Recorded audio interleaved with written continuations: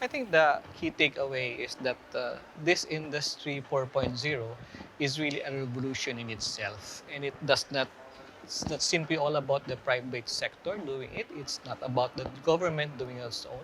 It really requires the collaboration and very tight working with the business itself.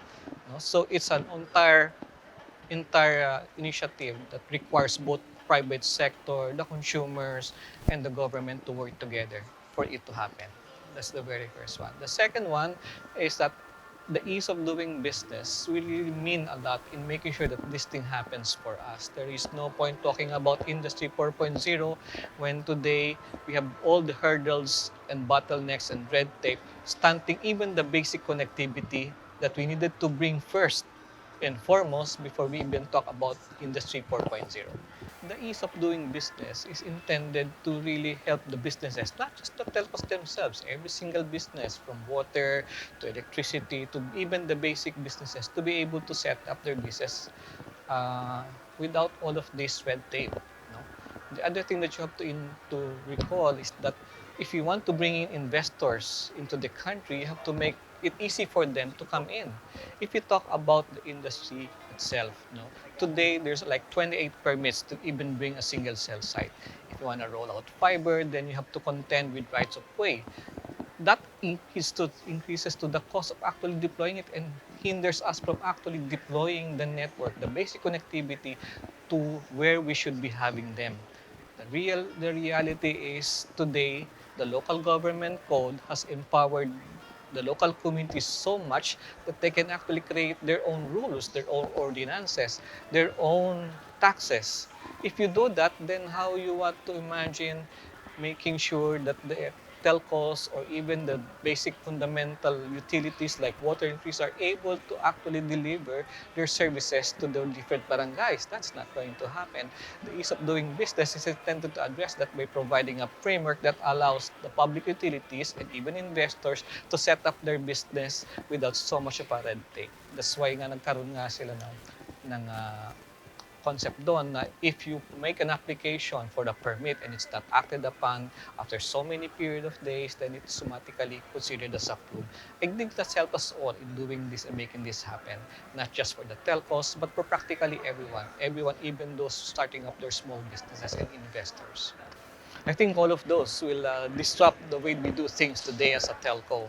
First, let me emphasize. No, 5G is just one of the mediums to deliver it.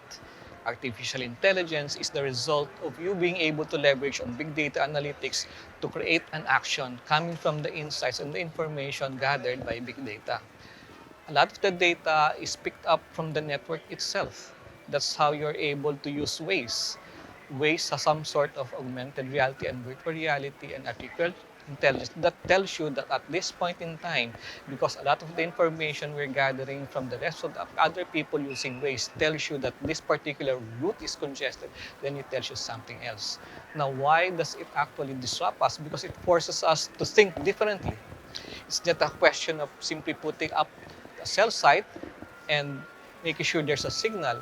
It allows us and challenges us to look at all the information that we have on the network, how the network behaves when the times are congested so that we're able to plan it more efficiently and effectively.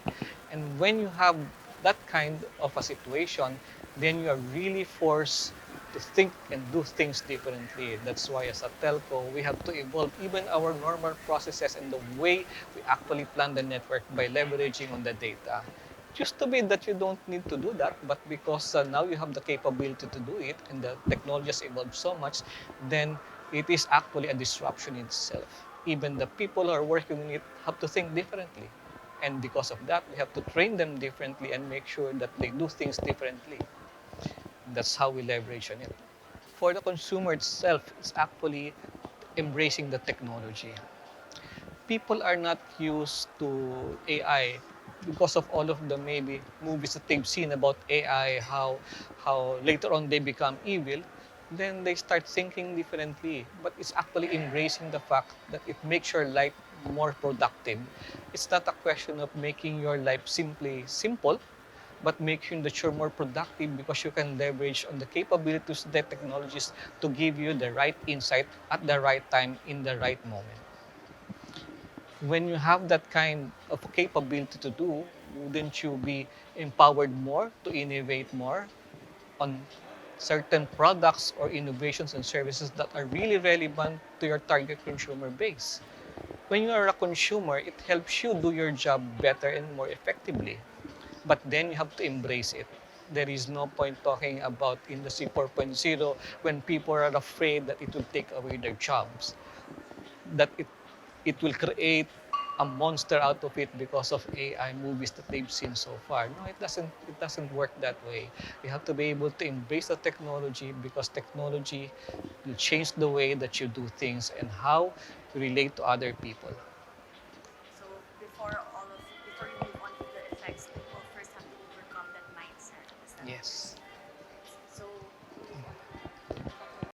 My group's most important strategic partner in empowering IR 4.0 is really the academe and the government. And why is that? The academe per se, because we need all of the training that we can get. It's changing the mindset, it's changing cultures. You cannot do that without the right support from the academe. It's learning new skills, making sure that people are savvy with data analytics, making sure that people embrace the technology themselves, and they cannot embrace anything. Nobody can embrace anything without actually understanding and knowing what value it brings to them. The second one is government, as we say, Mr. The basic fabric of empowering IR 4.0 is connectivity right down to the grassroots level with all the different red tapes and capabilities that we needed to bring up to speed. Then the government is very important in doing that. First, by making sure that the laws are relevant. There are so many antiquated laws that prevent us from actually making sure that we're leveraging on the new capabilities and new technologies. As an example, the Grab example was very important. People wanted to think of it because of regulations as another taxi company. It's not the same. It's totally different. This one is empowered by network. When you look at how we're able to build today you have 28 permits, even environmental permits in the middle of the city itself. We believe that these are all irrelevant. There are too many local government laws that are very varied depending on the people themselves, the local government unions. How can you survive and build capabilities right onto the grassroots level? That with the ease of doing business law, I believe that we have a chance. We have a chance to really bring the connectivity where it matters. And when connectivity is there, the industry 4.0 empowerment follows thereafter. I think that's why it's important, academia and government working together. There's a lot of discussion now about revising the curriculum itself. We believe that more hands-on exposure to the students, especially in the college sector, is important. We have to also change the mindset such that people think I have to be a manager in order to get anywhere. The reality is that a lot of very skilled people are needed. People who can do analytics, people who can work computers, people who can work on robotics. Those do not require really PhDs, but they require a solid technical foundation in terms of education. The culture itself and the mindset is something else. We have to have a situation, a cultural framework where people are not afraid of technologies. People are able to embrace the technology and make sure that they're leveraging technology to improve themselves and to benefit from it. I think that's the most important one.